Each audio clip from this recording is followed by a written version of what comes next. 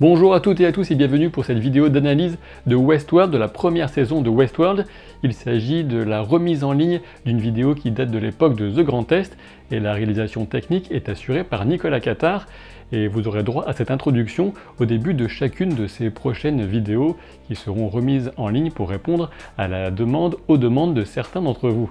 Donc je vous souhaite un bon visionnage et à très vite. Salut!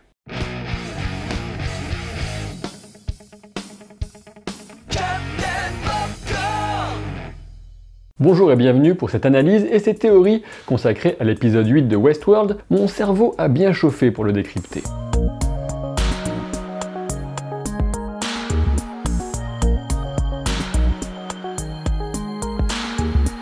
Comme d'habitude, attention spoiler évidemment, et je vous préviens pour ceux qui voudraient conserver certaines surprises pour la suite et fin de cette première saison de Westworld, il se pourrait que cette vidéo comprenne certaines révélations, donc je vous aurais prévenu. Le titre de l'épisode, Trace Decay, fait référence à une théorie selon laquelle la mémoire correspondrait à une trace physique ou chimique laissée sur le cerveau par un événement, et l'oubli correspondrait à la disparition de cette trace, disparition progressive et proportionnelle au temps écoulé depuis la création de cette mémoire. Et comme on le verra pour les différents personnages, la mémoire est évidemment un élément essentiel de l'intrigue ainsi que de chacun des parcours personnels. Lorsque Robert Ford sort Bernard de son état de veille émotionnelle, l'androïde est immédiatement assailli par la panique, l'horreur et la culpabilité de l'assassinat de Teresa. Ford explique pourtant à Bernard qu'il devrait être fier de ses émotions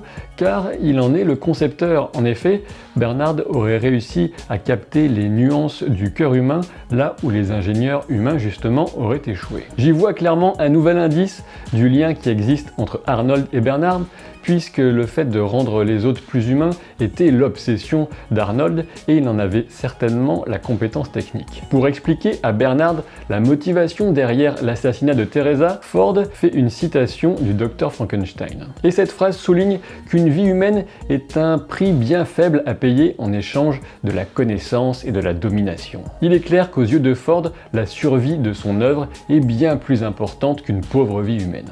Lorsque Bernard tente de se rebeller avec violence, Ford fait directement le parallèle avec la tentative de rébellion d'Arnold qui avait elle aussi échoué. C'est donc sur les instructions de son créateur que Bernard se lance dans l'effacement de toute trace compromettante le reliant à Teresa. En récompense, Ford promet de libérer la conscience de Bernard de ce terrible poids en effaçant le moindre souvenir. Les traces de sa mémoire disparaîtront aussi sûrement que les preuves réduites en cendres. Un peu plus tard, Bernard reconnaît chez Ford les signes d'un trouble alors que la question de Teresa semble définitivement réglée pour l'instant. Et en effet, Ford confie à Bernard qu'il s'interroge sur ce que ressent Bernard en tant que concepteur de robots, mais aussi que robot ayant conscience de sa propre nature. En réponse, Bernard lui dit qu'il s'interroge sur la réalité de ses émotions et c'est alors que Ford révèle son véritable point de vue, non seulement sur les autres, mais aussi sur l'humanité. Ford ne croit pas à l'existence de la conscience, ni vraiment du libre arbitre. Les personnalités des uns comme des autres ne sont que des fictions qu'on se raconte à soi-même. Il n'y a finalement pas de véritable différence fondamentale entre humain et hôte, et pourtant c'est cette question qui absorbait Arnold et l'aurait rendu fou. Il faut bien dire que si on considère les hôtes comme des humains,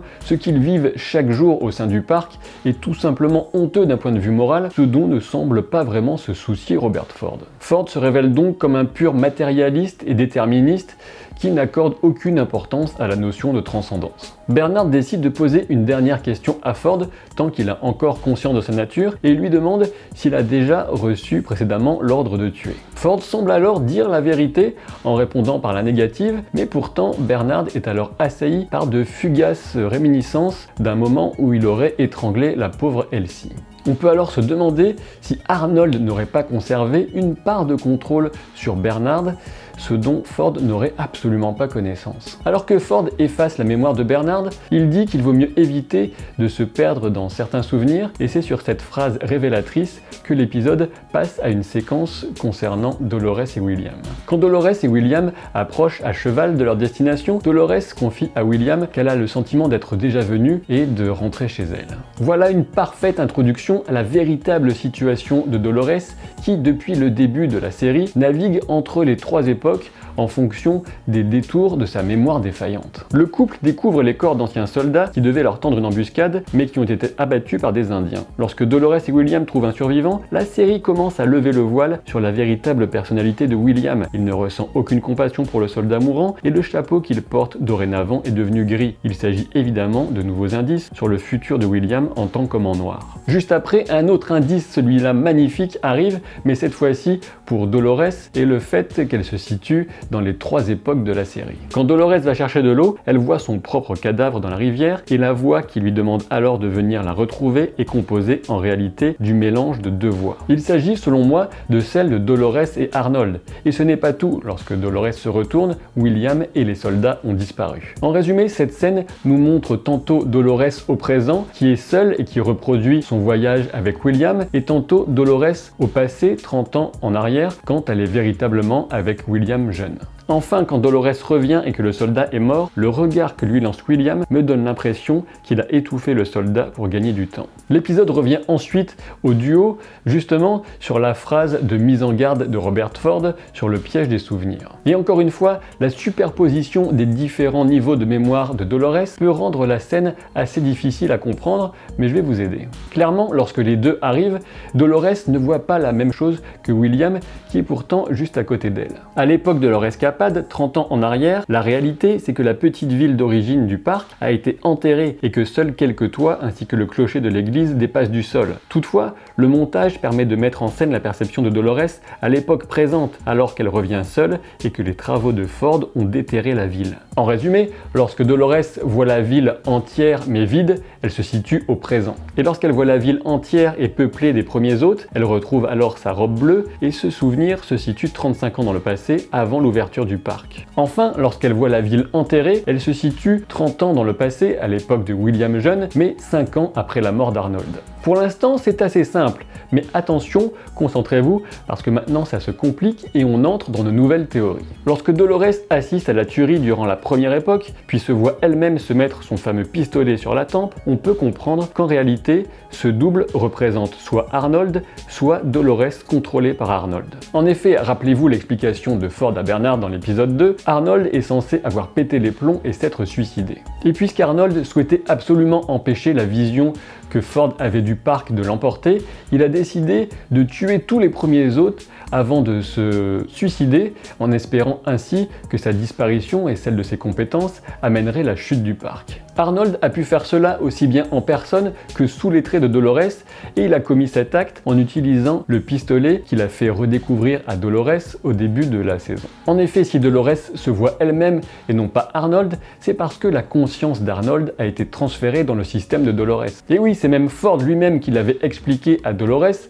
lors de son interrogatoire dans l'épisode 5. Et ce transfert de conscience d'Arnold vers Dolores pourrait tout simplement s'expliquer chez cet homme prudent et prévoyant par la possibilité de garder une solution de secours pour continuer de s'opposer à Ford si son plan initial venait à échouer. Attention, maintenant on va encore plus loin, Dolores serait le véritable visage de Wyatt. Comme Ford l'expliquait à Teddy dans l'épisode 3, en lui présentant sa nouvelle backstory, toute histoire doit s'ancrer dans une part de réalité. Lorsqu'on voit ensuite Wyatt dans les images mentales de Teddy, il utilise exactement le même pistolet que Dolores, un pistolet qui, j'en suis convaincu, est capable de tuer des humains. En gros, la tuerie mise sur le compte de Wyatt a en réalité été commise par Arnold, que ce soit lui-même ou sous la forme de Dolores. Dans la continuité de ces terribles événements d'il y a 35 ans, et pour sa nouvelle histoire, Ford a décidé de faire de Dolores sa nouvelle grande méchante. D'ailleurs, Ford demande à Dolores, toujours dans l'interrogatoire de l'épisode 5, si elle avait pu choisir elle-même, qu'aurait-elle pris, le côté héroïne ou le côté méchante. En l'occurrence, Ford ne lui a pas laissé le choix,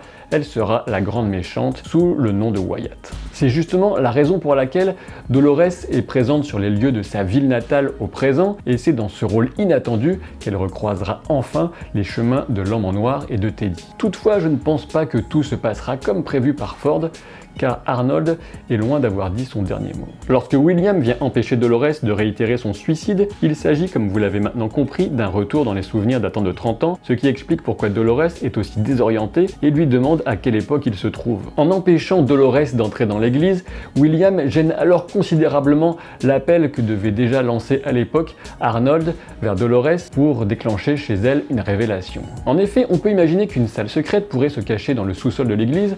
La série nous l'a tellement montré que l'inverse m'étonnerait beaucoup. Pour le couple, l'épisode se termine avec l'arrivée de Logan qui a bien l'intention de se venger. Malheureusement pour Logan, je pense qu'il finira abattu par le pistolet de Dolores en étant convaincu d'y être parfaitement insensible, à l'image de ce qui est arrivé au personnage qui a inspiré le sien dans le film de 1973. On retrouve Maeve au Mariposa sur une version de The House of the Rising Sun qui vient souligner la tristesse des lieux de beuverie alors qu'on lui sert justement un petit verre. Maeve découvre que le rôle de Clémentine a été attribué à une nouvelle hôtesse. Ceux qui connaissent la série Banshee auront comme moi reconnu la magnifique Lily Simons alias Rebecca dans la série. Maeve continue cependant à être assaillie par les réminiscences de sa précédente affectation et de sa petite fille. Celle-là même, on l'apprendra plus tard, dont l'assassinat par l'homme en noir a profondément modifié Maeve. C'est Félix qui explique ensuite l'origine de cette confusion en expliquant le fonctionnement de la mémoire des autres. Et cette explication est d'autant plus importante qu'elle concerne un autre personnage principal de la série en la personne de Dolores. Pour le moment, en ce qui concerne Maeve, l'effet consiste surtout à motiver d'autant plus sa volonté de quitter le parc. Elle sait toutefois que cela implique de profondes modifications, notamment du fait d'une charge explosive placée dans une vertèbre de chaque hôte et qui les détruit en cas de sortie du parc. On retrouve là le même système que pour les dinosaures de Jurassic Park, et on peut bien sûr faire le parallèle entre Westworld et Jurassic Park du fait du point commun qui est Michael Crichton. Maeve veut également obtenir certains pouvoirs propres aux administrateurs afin de recruter la petite armée dont elle aura besoin pour sortir du parc par la force. Quand Maeve étudie sa propre structure, elle remarque à voix haute l'impression de deux conceptions qui s'opposent. Certaines commandes seraient en sommeil et elle demande enfin qui est Arnold. Et même s'il s'agit sans doute là d'un simple rappel de l'opposition fondamentale des conceptions de Ford et Arnold sur la conception des autres, on peut se demander si Maeve n'aurait pas la grande originalité d'être le fruit d'une collaboration plus directe entre les deux créateurs du parc. Quoi qu'il en soit, Maeve en demande toujours plus à Félix et Sylvestre et les deux semblent se mettre d'accord pour la duper.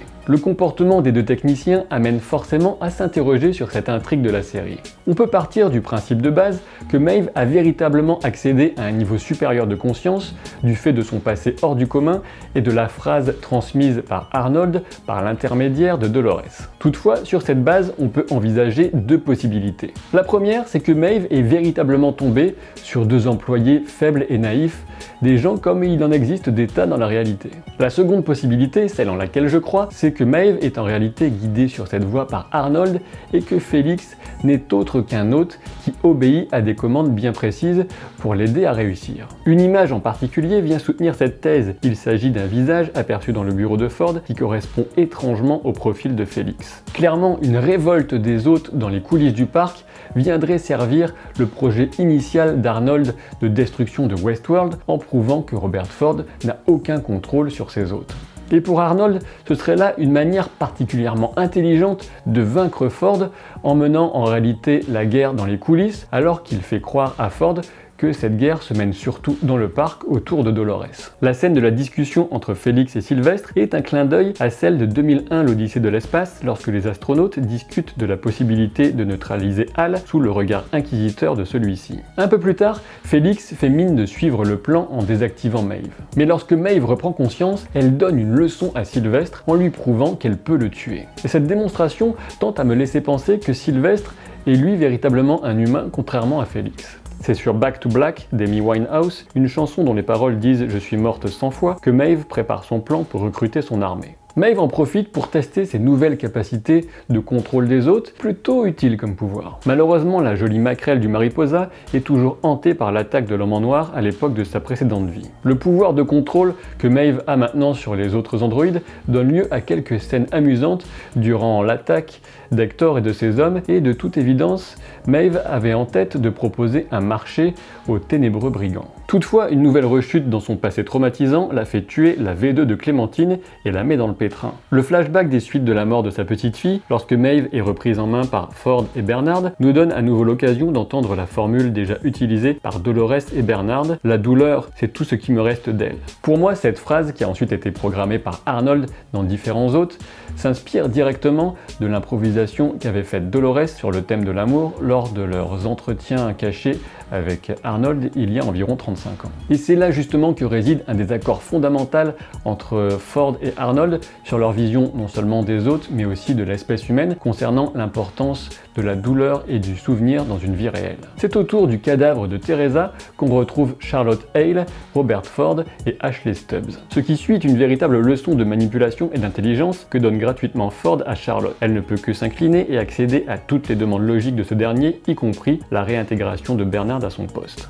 En effet, Ford fait peser la double culpabilité du transfert de données et de la reprogrammation de Clémentine sur Teresa, alors qu'il sait pertinemment que ce sont plutôt Charlotte et Delos qui sont véritablement derrière. Et l'occasion est bien sûr trop belle pour Charlotte, qui l'a saisie de peur d'être accusée à son tour par Ford, qui a décidément 2 coups d'avance sur elle. Charlotte n'a cependant pas dit son dernier mot, puisqu'il est temps pour elle de passer au fameux plan B qu'elle avait évoqué à Teresa. Pour ce faire, elle vient quérir l'aide de Lee Sizemore, qui est convaincu de travailler sur le véritable Wyatt. Même si Wyatt aura au final le visage de Dolores, comme on l'a vu précédemment, tout le travail de Sizemore n'est toutefois pas inutile, puisque le tableau de scénario permet de comprendre que Teddy et l'homme en noir suivent le déroulé prévu d'assez près. En révélant à Sizemore que les actions de Teresa servaient Delos, Charlotte lui fait clairement comprendre qu'il a intérêt à collaborer avec elle s'il veut rester dans les bonnes grâces des grands patrons. Charlotte a l'intention de faire sortir les données du parc en les stockant dans le cerveau de l'ancien père de Dolores, toujours stocké au moins 83. Au passage,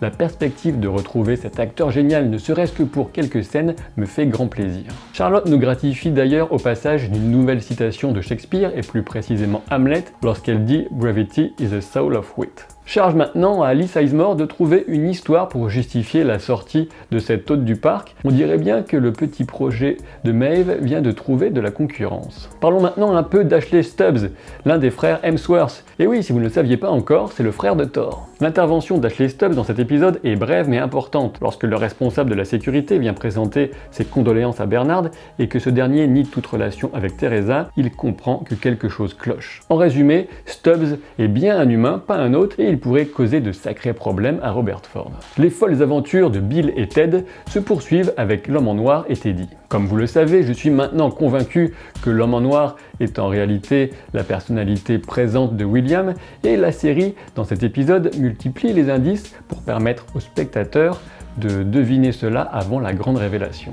Les compères sont toujours sur les traces de Wyatt, mais la mémoire reste véritablement au cœur de cet épisode, puisque ce sont des flashbacks du comportement de l'homme en noir qui viennent tenailler Teddy. Lorsqu'il trouve les cadavres laissés par Wyatt et ses hommes, il faut remarquer que les mouches sont très nombreuses alors qu'elles sont totalement absentes quand William et Dolores trouvent les soldats. Et oui, les mouches étaient absentes dans le passé du parc car la conception des hôtes ne leur permettait pas alors de se nourrir. En revanche, dans la version actuelle du parc, la chair beaucoup plus humaine des hôtes permet tout simplement aux mouches de se multiplier. Afin de rendre les époques encore plus claires, cet épisode nous sert un autre indice sur un plateau en la personne d'Angela. L'homme en noir reconnaît en elle l'hôtesse qu'il avait reçue à Westworld lors de sa première visite avec Logan 30 ans plus tôt, d'où sa remarque « C'est toi, je pensais qu'on t'avait désactivé ». On a ensuite droit au combat contre le Minotaure, évidemment inspiré de la mythologie grecque et du labyrinthe de Dédale et Minos. Toutefois, le souvenir du traitement infligé à Dolores par l'homme en noir pousse Teddy à assommer ce dernier. Les révélations que fait ensuite l'homme en noir à Teddy lorsqu'il est attaché sont particulièrement fascinantes. Forcément, on veut tous savoir qui est véritablement l'homme en noir. Teddy remarque qu'il parle comme s'il possédait ce monde et l'homme en noir lui répond pas uniquement celui-ci. Il révèle en effet être un géant industriel, ce qui fait de lui, selon moi, le principal actionnaire, si ce n'est dirigeant de Delos. Il ajoute qu'il a une fille et même qu'il avait une femme depuis 30 ans. Une épouse qui s'est suicidée, d'après leur fille, du fait de l'anxiété de vivre un homme qui était parcouru de sautes d'humeur imprévisibles depuis tant d'années. Sa fille a même ajouté qu'il cachait sa véritable nature monstrueuse. L'homme en noir est revenu au parc pour se prouver que sa fille avait tort et il a alors commis gratuitement un acte horrible en assassinant la fille de Maeve. Il a récupéré une cicatrice à la gorge à cette occasion, mais aussi la révélation selon laquelle les autres pouvaient accéder à un statut de liberté et presque d'humanité dans des conditions de malheur absolu. Et c'est alors, comme il explique, que le labyrinthe s'est révélé à lui comme cet état d'esprit permettant enfin aux autres d'accéder à la liberté. Évidemment, c'est cette humanité et le retour de sa mémoire que l'homme en noir cherchait à déclencher chez Dolores en lui infligeant de mauvais traitements. Et c'est justement ce que sous-entendait l'homme en noir lorsqu'il disait à Teddy qu'il pouvait changer les règles du parc. Si lui-même ne peut pas vivre son amour tragique pour Dolores, il se dit que grâce à la programmation cachée d'Arnold,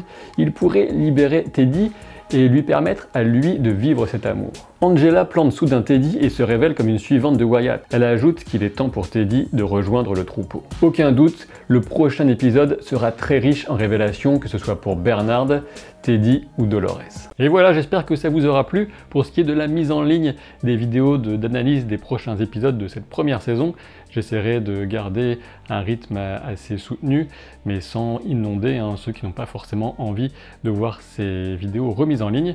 Donc je vous dis à très bientôt, et puis si vous cherchez les t-shirts, vous les trouvez en description des vidéos. Salut!